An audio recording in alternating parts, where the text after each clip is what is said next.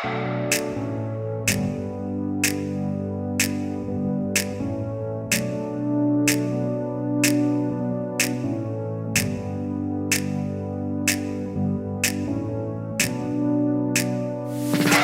everyone. Welcome back to the Soul Canvas podcast. This is the place to be possible. We talk about the life that's available to us when we say yes. Yes to fun, travel, adventure, healing, and today, yes to possibility. So, in Possible Land, we're going to talk all about possibility with my great friend, Reginald G. Jackson. And let me tell you a little bit about him first. Reginald's professional career spans more than 4 decades, half of which was spent as an active duty Marine. Thank you very much. And the foundation of his leadership was developed in his active duty role. It is also reflected in his current commitment to coaching. He is a professional certified coach, and he works with clients who range from emerging leaders to seasoned executives on building more effective teams, strengthening their communication, and building their executive presence. He is my great, great friend. I can't wait for this conversation. I can't wait for you all to hear it. Thank you, dear, for being with me today. Thank you. Anytime I get a chance to be with you is wonderful. So to be Hey. able to share and talk about the things that are really important to me and why I even do what I do is always a treat. Well, I'm thrilled because, this is to me, this is a deeper conversation than perhaps like next step conversations. And what I mean by Mhm. that is that originally, when you and I were talking about having you on the podcast, it was in a different subject, like saying yes to opportunity. And I know that's important, but I think the step before that is actually the ability, which I think you have times 1,000, the ability to see possibility on your way to saying yes to an opportunity. In other words, I don't think it's just a blind yes for you. Is that accurate? Oh, absolutely. And to be intentional, I was thinking about our conversation. And what really crossed my mind was, and it sounds so cliche-ish, but mindset is everything. Mm, If you say yes to possibility, as in anything is possible, obviously within the realm of possibility, we can go 1,000 different directions in that. right. But that's it. Mm, That sums it into its greatest part. Being able to say, yes, that's possible, mm. Have you and always been believing that it. way? Like when you were a kid, were you like, Mr. Oh, Possibility? you know what? I truly believe that until something tells us or shows us otherwise, as children, we do. Mm, We absolutely do. And there's something somewhere along the way that says, well, maybe you can't. Or even worse, you definitely can't. And from that point on, you either believe it or you look for evidence to support that. yeah, Um, it's interesting when I think about like I was given these great opportunities as a kid. When I was 14, I went to New York City for the first time because there was a possibility to dance for the summer with the American Ballet Theater School, which I frankly really had no business being in because I wasn't a ballet dancer. But a bunch of people in my life were like, and again, beyond possibility, this is a great opportunity. The possibility to go to New York, be there for a month, leads, it opens the door to a great opportunity of we don't know what, but off you go. yeah. I've spoken 1,000 times about borrowing other people's belief. But you're talking about like the innate belief in ourselves that we have when we're kids. I don't know that I had that very strongly when I was a kid. A lot of other people had it for me, but you seem to have that early on. Was it ever not there? Oh, sure. It was definitely not there. And just to back it up a bit, as a child, I remember my parents, particularly my mother, saying, you can do anything you want to do. You can be anything you want to be.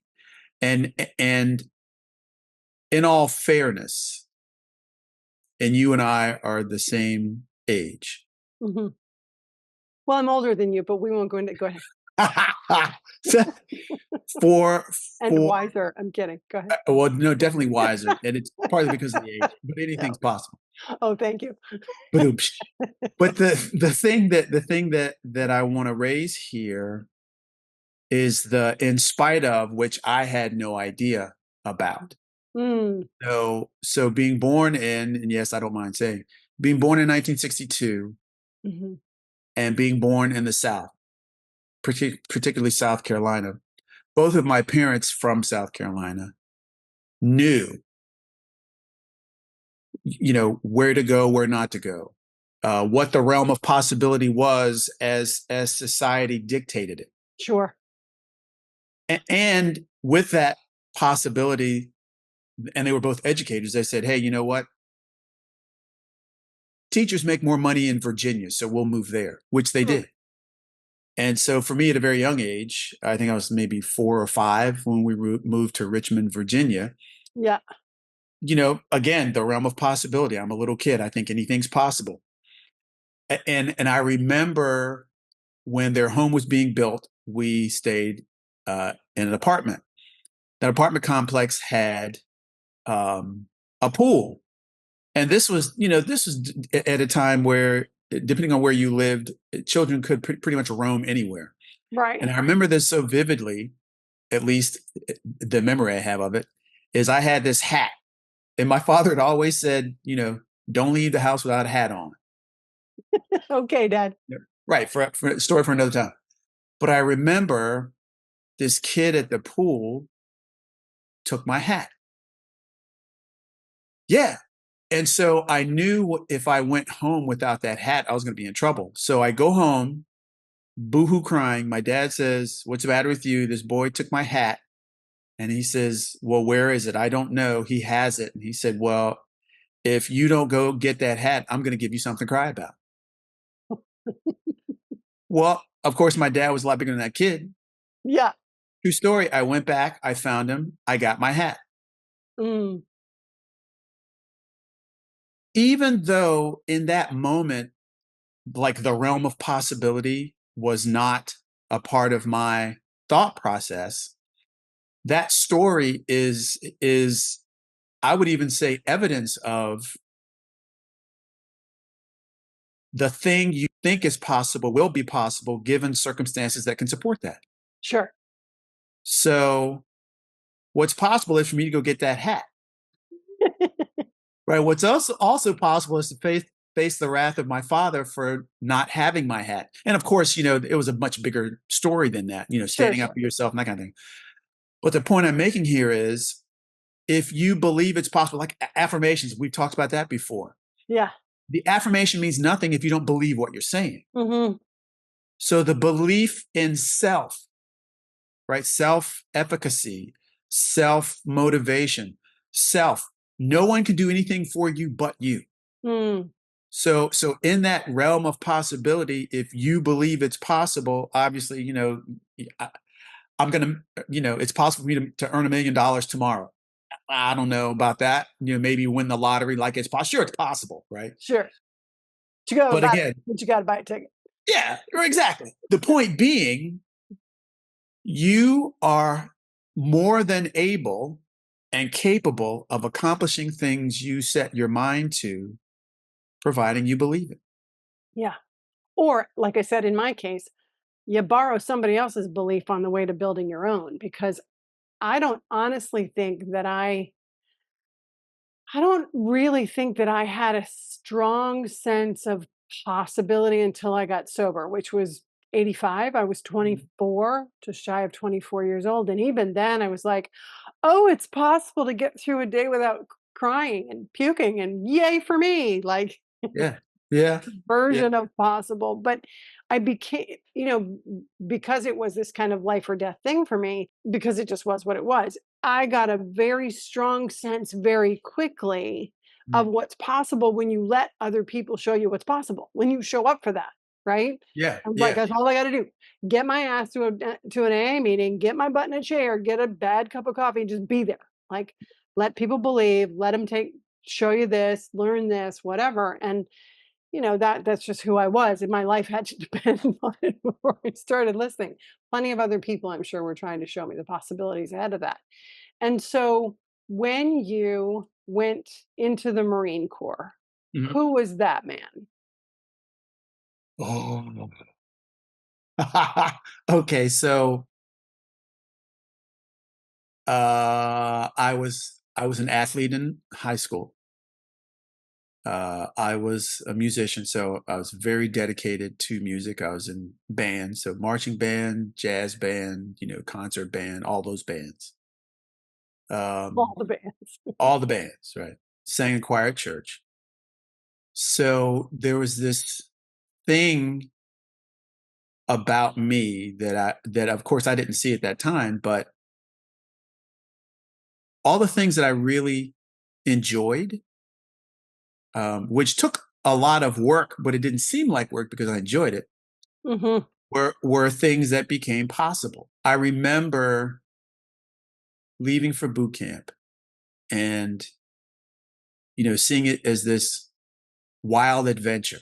Mm, And I had told my parents prior to enlisting, hey, if you make me go to college, I'm just going to waste your money wow. because that just wasn't where my head was. Right, right. I also had the sense enough to know that I wasn't going to flip burgers at McDonald's Sure. or, I can't say be a Walmart greeter because Walmart wasn't a thing then like it is now.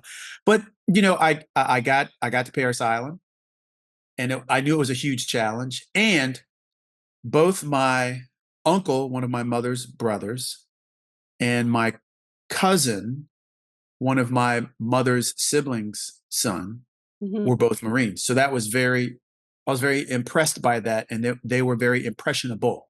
Yeah. So I had this sense of carrying on this tradition, if you will, of Marines in the family, Hmm. as well as making a name for myself. Hmm. So, and there were all kinds of incentives during basic training that I took advantage of where possibility was concerned. The first one was if you ace the first test, and there were tons of them, if you Mm. ace the first test, you get a phone call home. Oh, Yeah. So I was like, I'm calling home. We didn't have cell phones. no. It was a matter of going to the payphone and making a collect call. Phone on the wall. Yeah. Or like the line at the phone booth. Yeah, yeah, yeah. So, a true story, I aced the test Yeah. and I got my phone call home. Granted, it was only a few minutes, long enough to say, "Hey, how you doing? I'm here. I'm in good health. I love you both. I'll see you later." But the realm of possibility. The other thing that was possible was, graduating, and I was able to graduate with my platoon. I was the second in the platoon, so I was out front. You name it. Um, And just to jump in for a second, right? yeah. So there's a level of determination that goes with leveraging the possibilities, taking Mhm. advantage of, what's possible, right? Yeah. I'm determined to call my family, and the thing that needs to happen to make that possible is I got to ace this test. Mhm. So were you just like head down, no questions asked, I'm going to ace this test? Yeah, and I don't know that I could find, you know, the switch that was flipped or the single thing that drove it. I do know that's always been, at least to my recollection, that's been a part of who I am. Hmm. Having said that, though, to your point, as long as the realm of possibility exists, period, right? Like for you, it existed in others for you. Yeah. For me, it existed in me. That's what makes it possible. And it's the belief. So, we believe Jennifer can, fill in the blank. That's why we're Right. sending her to New York. Right. I believe I can fill in the blank. And that's why things over my life have turned into what I dreamed about, or Mm, what I set my mind to. yeah, And the other thing to add there, though, is just as, I won't say easily, but just as possible as the realm of possibility exists within someone, yeah, given the right quotes, given the right circumstances, it's also possible for that realm of possibility mindset to be extinguished. sure, sure. Alcohol did that for me. Yeah. There wasn't a whole lot of possibility in making it through day to day. But the other thing that I think about is that, I've already talked about borrowing other people's belief until I could, create my own, and then getting to a place where I knew, I knew my own gifts, I knew my own talent. That didn't happen for a really, really long time. It's Yeah. so funny because people are like, you say yes to all these things, and you're always up to these things, and I'm like, geez, but half the time I'm not even sure that I can. Yeah. Um, but one of the mindset pieces that has driven me in lots of the decisions that I've made is looking around. Because if I Mm, can't automatically access that high sense of possibility based on evidence of me, yeah. I'll look around and go, well, if she can do it, I can do it. Right. If he and I did that with the first sales job I took in the dating service business. This woman is telling me I'm going to make like close to $100,000 my very first year if I do this, this, and this. And I'm believing her because she's straight up, right? Like I got that energy thing. And I'm the whole time I'm like, she ain't any prettier. She's not smarter. She's not more fortunate than I am. If that woman can do this, then I can do it. Yeah. Right. So I think we come to it different ways. Right. But Hmm. what do you tell your clients then? Because I mean, you and I could go on for hours. I'm going to have you back and do part two on this for another episode. But you know, you came out of the Marines, high performing in the Marines, got into work, built your family, built your career. Yeah. Fast forward, now you're a certified coach. All the things, working on doctor. Yes, Yeah. Yeah. Yeah. because all those things are possible, and right, you've been called to do that. Yeah. Yeah. Absolutely. What do you tell your clients though that are fussing around with whether or not something's possible for them? Yeah. I love that. And you and I have talked about that before. And just to bring it to the conversation so others can enjoy it, is being able to see that, or it, in someone else Mhm. is gold. Now, having said that, for my clients, when we first meet, I have no idea. There's no evidence there for me of that. But clearly they've not been under a rock. They've had, opportunity they've taken advantage of. Someone thought enough of their talent or their contributions for them to be in the position they're in. Right. And so I ask them, especially if they are, I don't say woe is me, but if they're a little bit down on where they are, or they feel stuck, or things of that nature, I'll ask them to just look back on their own journey. Yeah. And it's not unusual for me to ask, what's the one thing you've accomplished when you look back on it? You say, I have no idea how I did that. And everybody has that story. Hmm. And I say, well, what made that possible? And sometimes they can name it, sometimes they can't. Mhm. And especially when they can't, I say, even if you can't put your finger on it, you can't identify it, you were there. You were a Mm, participant in that. So whatever role you played in how you got here, mm. that's the person that can take you wherever. Yeah, that's good. So, and as long as you believe that's possible, Mm, you're there. I yeah, can't help you with that, right? That's your job. yeah. My job is to help you clear the path for whatever junk you've put in your way. Mhm. That you can, here we go, align your focus with your intention. Yeah. I've talked about that before. And the rest is history. How do you help them clear the junk that's in their way?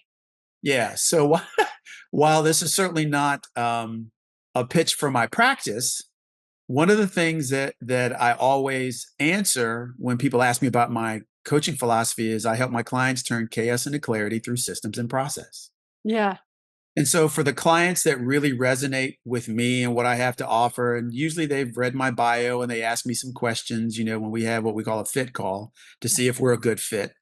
One of the things that usually comes out is the things that we do in life are far simpler than we make them out to be. Yeah. And when we align our focus with our intention and we put systems and processes in place, then the situation matters not. Yeah. If there's a process you can follow or a system that you can rely on, whatever it happens to be, and we'll identify that for you in Hmm. your industry or in your career, in your line of work, and that can be your go-to. Yeah. And just a few of those tools in your toolbox, right? If we're going to use, the language, once you really understand how they work and how to use them, then you can apply them when they're necessary. If you think about a standard tool that everybody knows, a screwdriver, right? You've got like a flat head or a slot head, whatever you call it, and a Phillips head. Well, sometimes you need either a battery operated or a torque wrench or something with that's a little bit stronger. But after a while, you understand what type of tool you need to use That's for right. whatever the job is. Yeah. And so once you understand that, then you would never be able to turn a screw by hand. But if you use the right tool, it's not a problem. Yeah, yeah, yeah. Well, you and I have both worked with a lot of executives over the years that Mhm.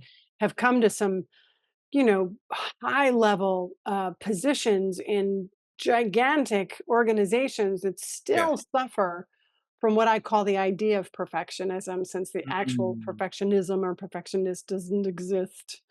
Right. Many of whom, in the privacy of our conversations with them, will of course, admit to feeling this, um what's the phrase?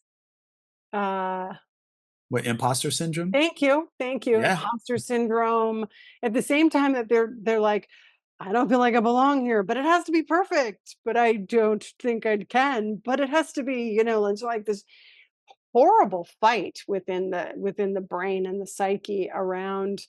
And one of the questions that I have certainly asked my clients is, so you think it's possible that the people who moved you along this chain of command are just completely out of their minds and needed a body and you were it?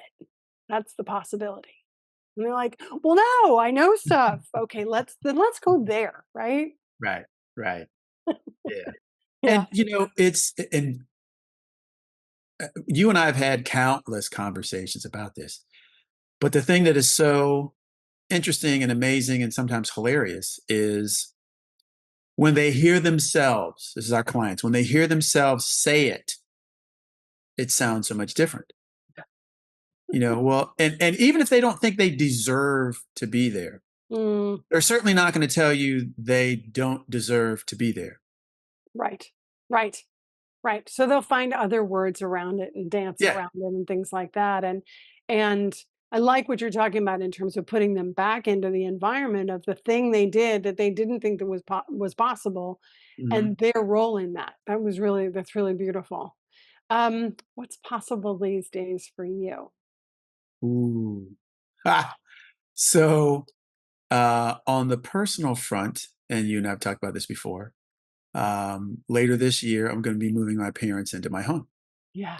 Big, And big deal. so, yeah. And what makes that possible is steps along the way. Yeah. Fortunately enough, they're in good health. They're just aging. Hmm. And it makes more sense to be in an environment that supports that. Yeah. So while they're completely independent in their daily function, there's some things they can't do as well anymore, and some things they don't do, like drive. Right. But the moving from the home they built and have lived in since 1969, is a big deal. Holy moly, that's Yeah. huge. Having said that, though, the process by which they are decluttering, downsizing, donating, and all three of those start with D, and that wasn't intentional. Uh, they're doing that with help, Hmm. with their community, um, the people in their network. Yeah. So, prime example, I was there yesterday, and my sister came up to visit, and she's helping my mother, just kind of pack up all the little things that were in the china cabinet, you Sure, know. sure.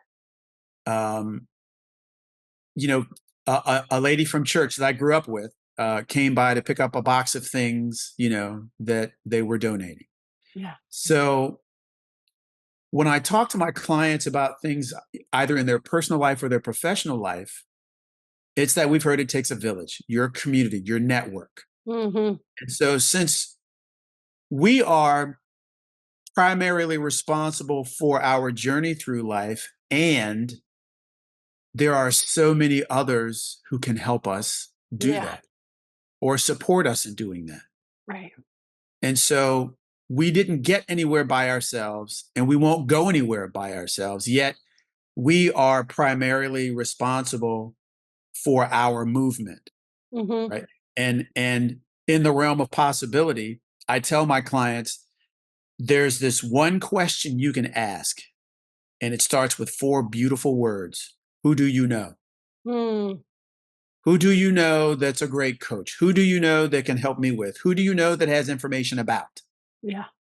And we are all only 2 degrees of separation from anything and everything we want, need, or desire. Hmm. And when you believe that's possible, because it is, when you believe that's possible, it's so much easier. If you don't believe it's possible, then it's always great to have someone in your corner or in your community, in your network that knows it's possible that you can lean on or rely on. That's So, right. hopefully you can always phone a friend, Yeah. Yeah. and So it really, you have to start, I think we start with a desire for something different in our lives, right? Mhm, A mhm, desire for my life to be different, either because I'm trying to get away from something or I'm trying to get towards something, doesn't matter. I desire, and either I possess that sense of possibility for what I desire, or I got to go borrow it until I yeah, can I can make that happen. Yeah. yeah, absolutely, Yeah. absolutely. So, in we're kind of getting to the end of our time together, and I can't tell you how much I appreciate you making this time. What kind of closing thoughts might you have for our listeners slash viewers about mining possibilities for themselves? Yeah. Belief can either be the greatest thief, as in the lack of, Mm. or it can be your greatest ally. And that belief can carry you practically, because we do want to be practical, practically anywhere. But having said that, the other piece I would add is use the evidence in your life, the thing you couldn't believe in a million years would ever happen, but it did. Mm. Even when you can't, like, you could never have orchestrated that. However, it happened. Mhm. And so once you tap into that, how do you make that happen again? Mhm. Who do you know? Well, well, my friend, I am beyond honored that I know you and that I've had the benefit of our friendship now for several years. Several. Can you believe it? I can. You make me feel more possible in my life, and I love you for it. Thanks for being Likewise, with us today. it was my pleasure. Thank you so much. All right.